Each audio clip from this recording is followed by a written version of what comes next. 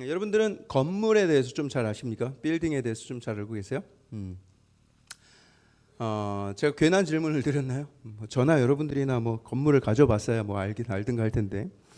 그런데 그럼에도 불구하고 지금 우리가 머물고 있는 이 건물을 예를 들어서 한번 잘 생각을 해보시죠.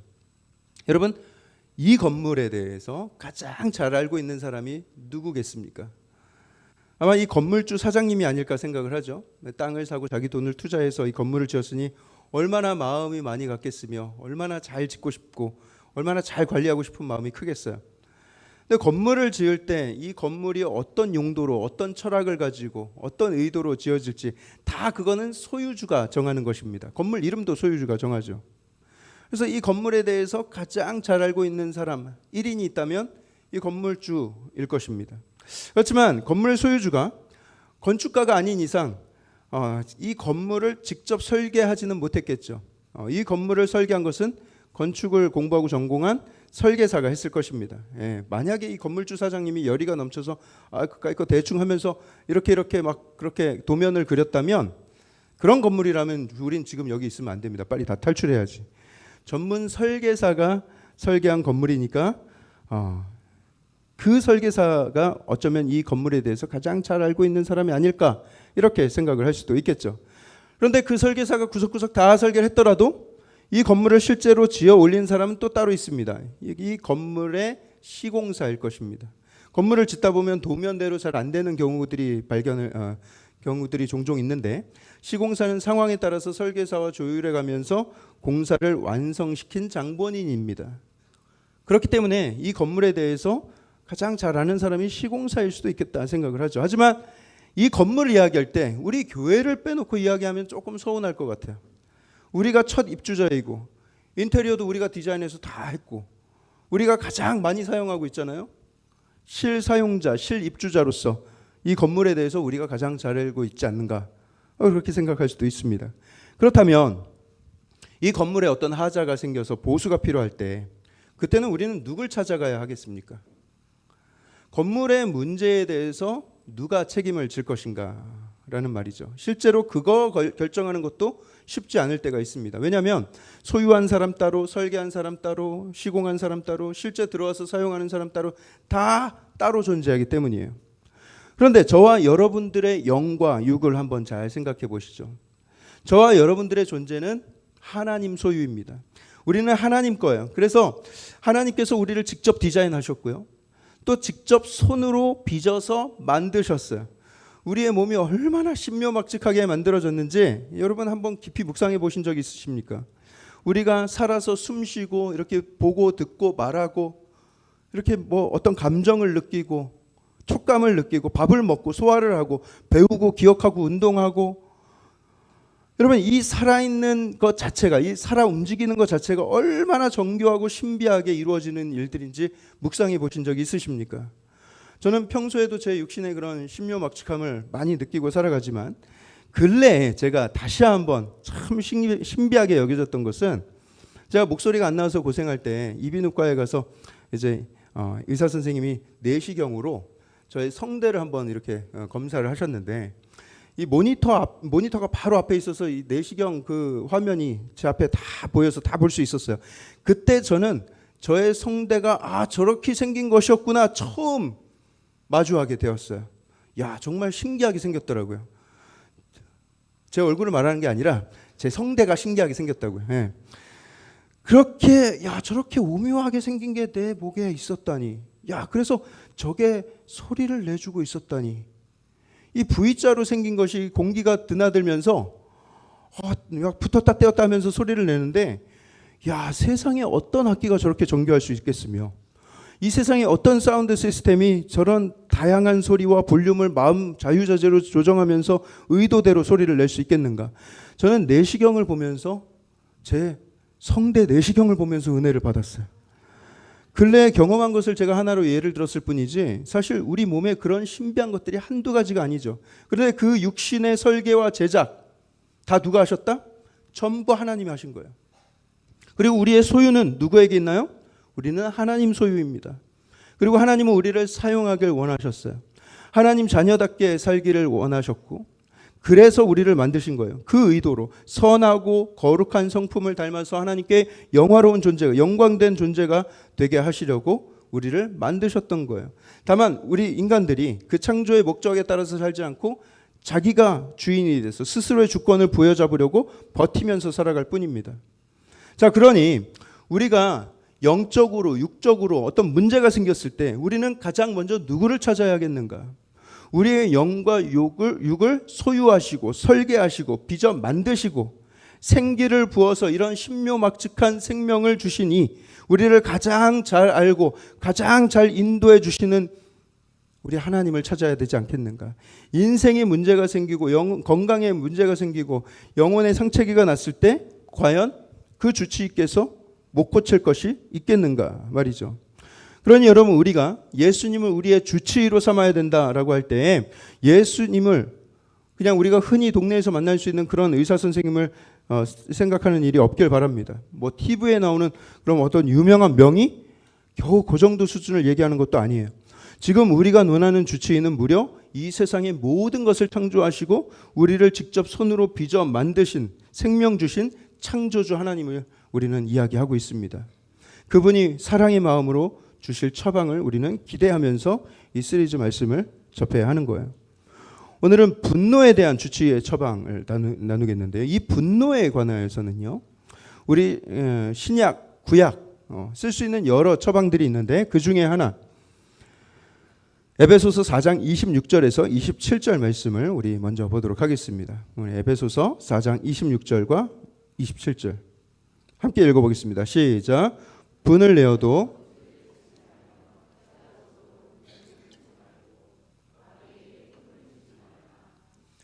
여러분, 분노는 우리 인간의 굉장히 자연스러운 감정입니다. 방금 읽은 말씀에서도 문제가 되는 것은 분노가 아니라 분노의 마음을 오래 품고 있다가 죄를 범하는 것이 문제인 거예요. 여러분, 우리가 지난 2주간 처방받았던 두려움과 욕심도 마찬가지였지 않습니까? 두려움이나 욕심이 그 자체로 나쁜 것은 아니었죠. 두려움이 없다면 상황 판단하는 능력이 결여된 사람일 것이고, 그래서 부주의한 삶을 살게 될 수 있다고 나눴어요. 그리고 우리 안에 욕심이 없다면 어떻게 됩니까? 욕심이 없다는 것은 삶의 의지가 부족한 사람, 그래서 삶의 동기부여가 잘 안 되는 사람일 수 있다는 것을 우리가 지난 시간에 나눴어요. 여러분, 그거 아십니까? 우리 하나님은 분노하시는 하나님이세요. 우리 하나님 닮게 창조되었기 때문에 우리 또 분노하는지 모르겠어요.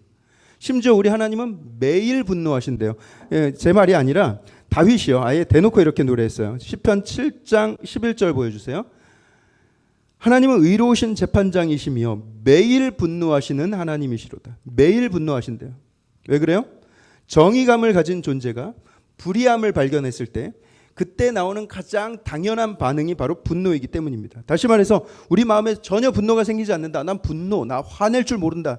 그거는요, 자랑할 게 아니에요. 그건 비판 능력이 부족하고 정의감이 결여되었기 때문이라고 볼 수 있는 것입니다. 우리가 하나님의 성품을 닮아서 정의로움을 갖고 있다면 분노의 감정은 당연한 거예요. 그런데 문제는 우리의 분노가 늘 거룩함과 정의감 때문에 생기는 것이 아니라는 데 있습니다.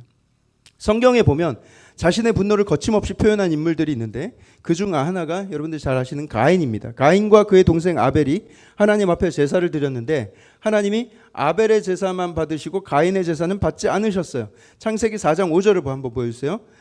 그때 하나님이 그렇게 제사를 받지 않으시니까 가인이 몹시 분하여 안색이 변했다, 이렇게 기록합니다. 불그락푸르락 막 얼굴이 막 씩씩거리고 막 변하는 거예요. 하나님이 보실 때 얼마나 당황하셨겠어요. 아니, 저놈이 지금 뭐 하는 것이지? 그러면서 말씀하시죠. 4장 6절에서 7절에 얘 가인아, 네가 분하여 함은 어찌 됨이며 안색이 변함은 어찌 됨이냐? 네가 선을 행하면 어찌 낯을 들지 못하겠느냐? 선을 행하지 아니하면 죄가 문에 엎드려져 있느니라. 죄가 너를 원하나 너는 죄를 다스릴지니라. 너의 지금 그 화난 감정을 조심하라는 거예요. 경계하라는 거예요. 그게 가만 놔두면 더 발전해서 죄가 될 수 있으니 너 지금 조심해야 돼. 경고를 주시는 것이죠. 하지만 가인은 끝내 그 분노를 다스리지 못하고 아벨을 돌로 쳐 죽입니다. 인류 최초의 살인 사건이고 근친살인입니다. 근데 목사님 그건 너무 극단적인 예가 아닙니까? 저는 아무리 화가 나도 누굴 죽일 것 같지는 않습니다. 이렇게 말씀하시는 분이 많으시겠죠. 물론 그렇습니다. 하지만 분노, 증오, 욕설, 폭행, 살인 이게 다 동일선상에 있는 마음이라는 거 여러분 기억하시죠? 하나님 보시기에는 결과만 다를 뿐이지 다 부패한 마음은 똑같은 거예요. 자기 멋대로 화를 냈던 또 한 명의 성경 인물이 있습니다. 바로 선지자 요나입니다. 요나는 하나님이 니느웨로 가서 저 아수르의 수도 니느웨로 가서 그들에게 경고의 메시지를 전하라. 그렇게 계속 죄짓고 살다가 하나님이 심판하실 것이다. 이 경고의 메시지를 전하라고 하셨는데 왠지 니느웨로 가서 그 경고를 하면 이 악한 사람들이 회개할 것 같은 거예요. 회개하면 하나님은 자비로움으로 그들을 용서해 주실 것 같은 거예요. 그래서 그 포악한 아수르 민족들은 불의 심판을 받아야 마땅한 사람들인데 용서를 받을 것 같으니까 이게 영 마음에 안 내키는 것이죠. 그래서 하나님 말씀을 거역하고 멀리 바다로 도망을 쳤습니다. 그렇지만 그 바다에 하나님께서 큰 파도와 큰 바람을 불게 하셔서 요나가 바다 속에 던져져 죽게 되었죠. 그런데 바다에 논일던 큰 물고기가 요나를 삼켜서 3일 동안 그 뱃속에 있다가 육지에 뱉어냈는데 요나 입장에서는 제가 볼 때는 죽었다가 살아난 거예요. 하나님이 다시 살리신 것 같아요. 그렇게 세게 얻어맞았으니 이제는 절대로 거역할 수가 없었겠죠. 그래서 다시 마음을 다잡고 하나님 명령대로 다시 니느웨로 가서 경고의 메시지를 전하기 시작했는데 아니나 다를까 왕을 비롯해서 온 그 악한 백성들 심지어 가축들까지도 다 베옷을 지어 입고 하나님 앞에 엎드려 회개하기 시작합니다. 하나님은 그들의 회개하는 모습을 보시고는 그들에게 재앙을 거두시기로 다시 결정을 하시죠. 요나는 그것을 보면서 내가 이럴 줄 알았다. 4장 1절 보여주세요. 요나의 반응입니다. 요나가 매우 싫어하고 성내며 매우 싫어하고 성내었다. 기록합니다. 그리고 4장 3절 보여주세요. 하나님 이럴 거면 그냥 나 죽여주세요. 내가 더 살면서 이런 더러운 꼴 더 보게 하지 마시고 그냥 나 죽여주세요 하면서 하나님께 막 대듭니다. 그때 하나님이 말씀하시죠. 요나서 4장 4절에 요나야 네가 성내는 것이 옳으냐. 여러분들도 화가 날 때가 많이 있죠. 여러분들은 무엇 때문에 주로 화가 나십니까? 하나님이 여러분들에게 물으실 거예요. 네가 분함은 어찌 됨이며 안색이 변함은 어찌 됨이냐. 왜 그렇게 안색이 변했냐. 네가 성내는 것이 옳으냐 합당하냐 물으실 거예요. 그때 여러분들은 무슨 대답을 하시겠습니까? 만일 여러분들의 분노가 정의감에 의한 분노, 거룩한 분노라면 고칠 필요가 없겠죠. 무슨 처방이 필요하겠어요? 하지만 과연 저와 여러분들의 분노가 그런 거룩한 분노라고 할 만한 것들이 있는가? 대부분 우리가 품는 분노는요, 우리의 부족한 인격 때문에 생기는 것이죠. 교만과 시기와 질투와 판단하는 마음과 정죄하는 마음 때문에 생기는 분노입니다. 그 욱하는 마음과 독설과 살인의 마음, 이게 다 문제가 되겠죠. 우리가 반드시 처방을 구해야 합니다. 그런 좋지 못한 분노를 말하는 거예요. 좋지 못한 분노에 대한 처방. 아까 우리가 읽었던 에베소서 4장 26절로 다시 돌아가서 보면 26절 첫머리에 분을 내어도 라고 말씀하셨어요. 분내지 말아라 말씀하실 줄 알았는데 분을 내지만 분을 낼 수 있지만 하면서 분을 내는 행위 자체는 용납해 주시는 뉘앙스가 있죠. 여기만 그런 게 아니에요. 디도서 7절을 보면 교회의 리더십이 가져야 될 자격 요건에 대해서 쭉 나열하시면서 교회의 리더는 이러이러해야 한다. 그 기록 중간에 리더는 급히 성내지 않아야 돼. 급히 분내지 아니하는 사람이어야 된다. 7장 1절 보여주세요. 1장 7절. 디도서. 네. 안 돼요? 방금 떴는데? 안 나와요? 급히 분내지 아니하는 사람이어야 한다. 이렇게 이야기를 합니다. 그 말은 뭐예요? 성낼 수 있다. 하지만 성급하게 화내서는 안 된다. 교회 리더라면 조금 진정할 수 있어야 된다. 그렇게 화를 다스릴 줄 아는 사람이어야 된다. 그러니 여러분, 화가 나는 것을 막 무조건 참아라. 무조건 막 화를 억누르고 살아라. 이런 의미가 아니라 그 분을, 그 화를 어떻게 다스리는가에 더 초점을 맞추고 있는 거예요. 야고보서 1장 19절에서도 말씀합니다. 내 사랑하는 형제들아 너희가 알지니 사람마다 듣기는 속히 하고 말하기는 더디하며 성내기도 더디하라. 성내기도 어떻게 하라? 더디하라. 성내지 말아라. 어디 거룩한 크리스찬이 성을 내며 살 수 있냐? 이게 아니라 성내기를 더디해라. 왜겠어요? 분노 생기고 화가 나는 상황은 피할 수 없다는 것을 알고 계신 거예요. 그런데 여러분, 그럼에도 불구하고 우리가 기억해야 되는 것은 우리를 화나게 만드는 상황, 우리를 기분 상하게 하는 일들은 우리가 우리 의지로 결정할 수 있는 문제가 아니에요. 하지만 그 분노의 감정을 어떻게 처리하는가는 우리의 의지로 결정할 수 있는 문제예요. 그렇지 않습니까? 오래전 제가 한국에 와서 한국에 이제 돌아온 지 얼마 안 됐을 때 얘기인데 벌써 그게 한 10년 전 얘기인데 한 번 제가 버스를 타고 서울에 갈 일이 있었어요. 저 멀리 길 건너에서 제가 타야 되는 버스가 이렇게 오는 게 보여요. 근데 마침 횡단보도가 파란불이에요. 전 빨리 건너야죠. 놓치지 않으려면. 제가 몸은 이래도 발은 굉장히 빠른 편이거든요. 예. 아무도 안 믿으시는데. 그래서 신호가 깜빡일 때 제가 잽싸게 그 신호를 그 횡단보도를 건너가는데 차 한 대가 횡단보도 정차선을 지나가려도 저를 칠 뻔했어요. 거의 칠 뻔했어요. 이 차가 파란 신호로 바뀌기도 전에 사람들이 다 건너고 없으니까 미리 출발을 한 것이죠. 달려가던 저도 놀라고 그 사람도 놀라고. 누가 잘못했어요? 이건 10대 0이에요. 10대 빵. 그 차가 잘못한 거예요. 제가 신호를 어긴 게 아니었거든요. 근데 갑자기 이 차가 빵 하고 누르더니만 창문을 내리고 그 버스 정류장에 사람들이 많은데 그 가운데 저를 향해서 야, 이 멍멍이 베이비야 그러면서 막 주먹 감자를 내밀어요. 저는 한국에 와서 주먹 감자 처음 봤어요. 감자 주먹인가요? 주먹 감자. 하여튼 뭐가 됐든 아시잖아요. 처음에는요, 제가 저한테 하는 건지 몰랐어요. 저한테 저 뭐 욕먹을 일을 안 했으니까. 근데 주변 사람들이 저를 쳐다봐서 나한테 하는 거구나. 내가 방금 저희로부터 멍멍이 베이비로 일컬음을 받았구나. 이 사실을 알게 되었어요. 네. 그래서 화가 내야 될 사람은 난데 왜 지가 화를 내지? 나는 파란불에 건너다가 내가 치일 뻔했는데. 그러면서 또 순간 이 많은 사람들 앞에서 내가 그 상스러운 욕을 먹었다는 그 사실에 그 수치심과 분노가 막 치고 올라오더라고요. 그래서 그 차를 이렇게 보니까 멀리 못 갔어. 신호대기에 서 있어. 저 앞에. 한 50m 앞에 서 있는데 제가 달리기 빠르다고 했잖아요.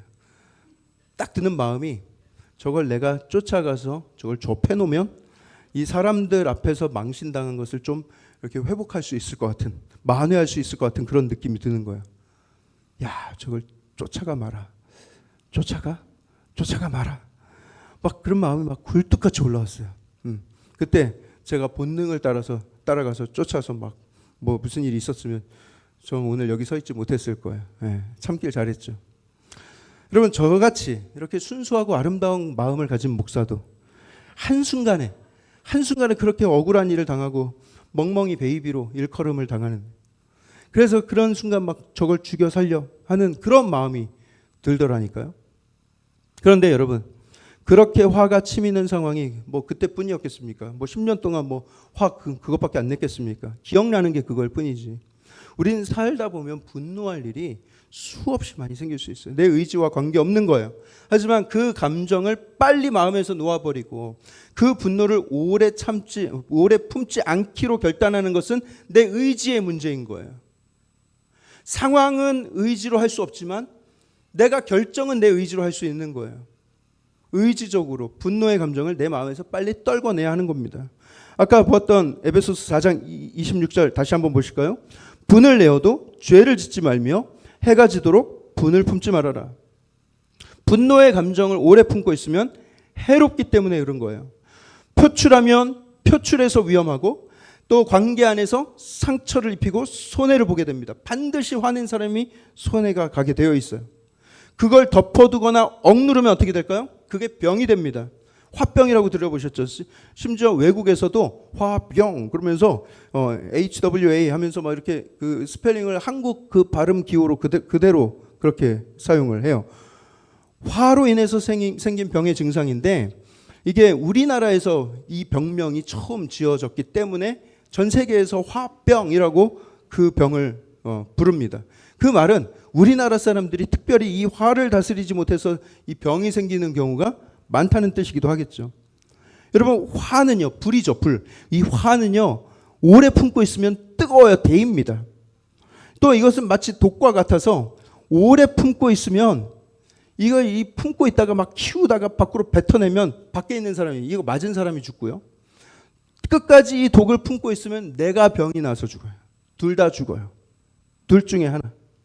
그러니 화가 나고 분이 날 수는 있지만 절대로 오래 품지 말아라. 해가 지도록 분을 품지 말아라. 우리 주치 하나님께서 아예 시간까지 딱 정해주셨죠. 해가 질 때까지 그 감정을 갖고 있지 말아라. 밤에는 편하게 잠들어라. 오늘 기준으로 제가 일몰 시각을 검색해 보니까 오후 5시 16분에 해가 진다고 해요. 오후 5시 16분 이후로는 내 안에 화난 감정이 남아있지 않도록 하라는 하나님의 명령인 거예요. 이 말씀을 여러분들 마음에 지키고 평생의 마음에 지키고 살아간다고 생각을 해보세요. 부부가 싸울 수 있죠. 그런데 5시 16분을 넘기지 말자. 잘 때는 행복하게 잠들자. 만약에 그런 부부가 있다면 얼마나 행복함을 잘 유지할 수 있겠어요? 얼마나 좋은 엄마 아빠가 될 수 있겠습니까? 많은 사람들에게 사랑받고 존경받는 사람이 될 수 있을 거예요. 무엇보다 여러분들 스스로가 행복한 사람이 되고 깃털처럼 가벼운 영혼으로 살아갈 수가 있을 거예요. 여러분, 사실 우리가 인생을 돌아보면요, 나를 정말로 화나게 했던 일들은 대부분 생각해보면, 돌아보면 별거 아닌 것들이 얼마나 많이 있었습니까? 돌아보면 그냥 허허 웃고 지나갈 수 있는 일들이 대부분이라는 걸 깨달을 수 있을 거예요. 그게 뭐 그렇게 죽고 사는 문제라고 내가 그렇게 대들었을까 하면서 막 그때 펄펄 뛰면서 흥분한 내 자신이 부끄러울 때가 있죠. 물론 진짜 심각한 일들로 화가 나는 경우도 있는데 그때도 물론 너무 어렵겠지만 그럼에도 불구하고 그 감정 오래 품지 말아라. 왜냐? 독이니까. 너무나도 괴로우니까. 여러분, 우리 몸에 한 40cm짜리 큰 지네가 한 마리 기어 다닌다고 생각을 해보세요. 어떻게 했어요? 여자분들뿐 아니죠. 지네는 남자고 여자고 경기하다시피 하면서 딱 떼어내고 싶지 않겠어요? 왜냐? 뭐 당장 물진 않더라도 이거 있는 것 자체가 너무 혐오스럽고 언젠가 이게 나를 문다면 정말 큰일 날 수 있잖아요. 우리 안에 분노의 마음이 생기거든요. 큰 지네 한 마리가 여러분들 마음속에 들어왔다고 생각을 해보세요. 품으시겠습니까? 그걸 눈앞에 두고 주야로 묵상하시겠어요? 우리 지네. 더럽고 위험하고 독성이 있으니까 빨리 떼어내버려야 되는 거예요. 이어지는 4장 27절을 보세요. 똑같은 말씀이에요. 뭐 지네나 이거나 마귀에게 틈을 주지 말아라. 영어 성경에서는 do not give the devil a foothold라고 해요. foothold. 제가 이 foothold가 뭔가 이거 잘 쓰지도 않는 말인데 이게 무슨 뜻이지? 하고 원어의 의미를 찾아보니까 공간, 장소라는 의미. 우리말로는 틈이라고 번역을 했는데 잘 번역을 한 거죠. 공간, 장소. 그래서 우리가 우리 마음에 분을 품는다는 것은 사탄이 머물 수 있는 방을 마련해 주는 거예요. 방을 넓혀 주는 거예요. 그래서 내 안에 사탄이 머물 수 있는 아주 좋은 공간이 생기는 것이 분을 품고 있는 동안에 여러분 부부 사이에 사탄이 머물 수 있는 방이 있다고 생각해 보세요. 부모와 자녀의 관계 속에 사탄이 안전하게 머물 수 있는 공간이 있다고 생각을 해보세요. 이게 풋홀드예요. 이게 뭐냐면 풋홀드잖아요. 풋은 발이고요. 그리고 홀드는 멈춘다는 뜻인데 이런 걸 생각해 보세요. 뭐 문이 이렇게 막 닫히려고 하는데 발을 집어넣는 거예요. 멈추게 하는 거죠. 그리고 그 사이를 비집고 들어온다는 거예요. 사탄에게 방을 내주는 거예요. 사탄은 우리를 분열시키려는 의도로 그렇게 불법적으로 침입합니다. 분노를 먹고 우리의 죄악을 살금살금 먹고 살아요. 그렇게 세력을 키웁니다. 그런데 여러분, 그 사탄에게 당하지 않을 수 있는 방법이 있다는 거예요. 내 안에 있는 분노를 치워버리면 더 이상 사탄이 머물던 공간도 함께 사라지게 된다는 거예요. 이 얘기하면 정말 옛날 사람 같아서 제가 안 하려고 했는데 그래도 기억나니까 어떠겠어요. 저도 옛날 사람인가 보죠. 한때 개그 프로그램인가 어디에선가 유행어가 있었는데 집주인이 무슨 뭐 세입자한테 마음 안 드는 일이 있으면 다짜고짜 아이 몰라 방 빼! 막 이런 그 유행어가 있었어요. 예, 아시는 분들 예, 아시면서 또 모르는 척 하시는데 예, 이 방빼라는 말은요 이 사람한테 해야 될 소리가 아니라 우리 안에 틈을 노리고 들어온 사탄에게 외쳐야 될 소리인 거예요. 분노를 내고 분노를 품고 있으면 사탄이 불법적으로 침입한 곳에서 세력을 넓히고요. 우리가 분노를 밖으로 던져버리고 분노를 품지 않고 밖으로 던져버리면 사탄도 함께 방을 뺍니다. 먹을 게 없으니까. 분을 품고 있는 가운데서 사탄이 자리하고 있는 가운데서는 하나님과 친밀한 교제를 나눌 수가 없어요. 여러분 막 분노를 품고 있을 때 기도가 잘 되던가요? 기도가 잘 안 나오죠. 다 그런 이유 때문인 거예요. 모든 영적인 활동이 마비되는 느낌이 올 거예요. 그래서 우리는 분내는 마음을 빨리 떨궈낼 수 있어야 합니다. 31절을 계속 보여주시고요. 우리가 분노를 품고 있으면 이런 것들이 계속 나타난다는 거예요. 모든 악독, 31절이요. 네. 모든 악독, 노함, 분냄, 떠들고 비방하고 소문내고 막 뒷담화하고 분노가 있으면 그런 일들을 벌인다. 그러니 그 독버섯을 그 진해를 빨리 떨궈내버려라. 주로는 이런 일들이 어디서 벌어집니까? 가정에서 이루어져요. 이게 더 안타까운 거죠. 가장 아끼고 사랑해야 될 사람한테 분노를 오래 품고 상처 주고 힘들게 한다는 것이 이게 더 심각한 것입니다. 그러니 우리는 사탄을 방을 빼게 하고 그 빈 공간에 이제 우리가 새롭게 채워야 될 것들이 있어요. 32절을 보세요. 32절 함께 읽어볼까요? 시작. 서로 친절하게 하며 불쌍히 여기며 서로를 용서하기를.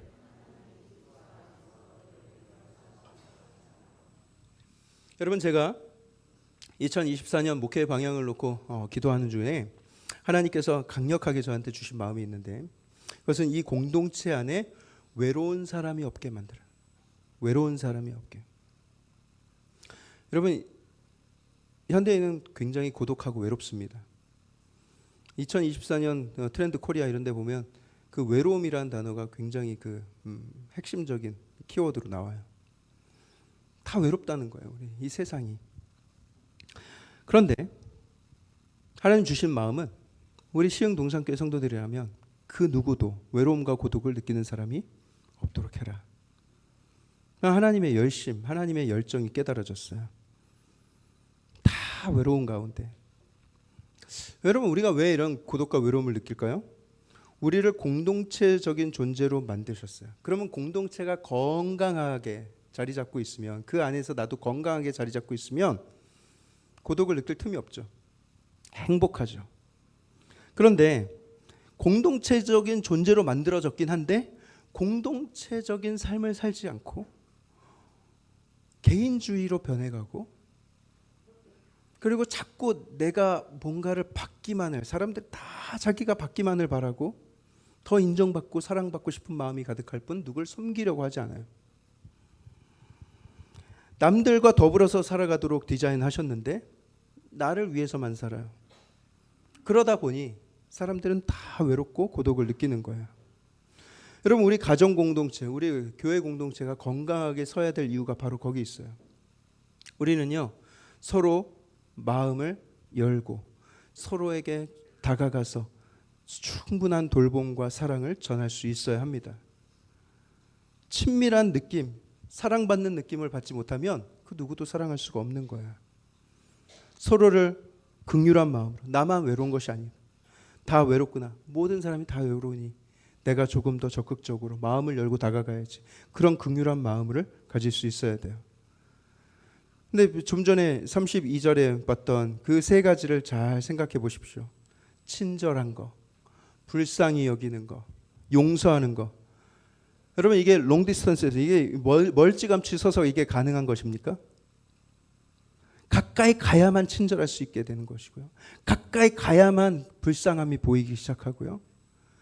다가가서 손잡지 않고 어떻게 뭐 원격으로 용서가 가능하겠어요? 가서 안아주고 손잡아 줘야죠. 그래야 용서가 일어나죠.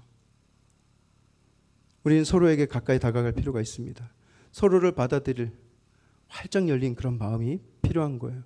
분노를 떨궈내고 사탄이 떠나간 그 빈자리에 이제 아름다운 것들로 채워야 되는데 거룩한 성령으로 채우고 용서하고 용납하고 사랑하는 마음으로 채워나가야 하는 것이죠.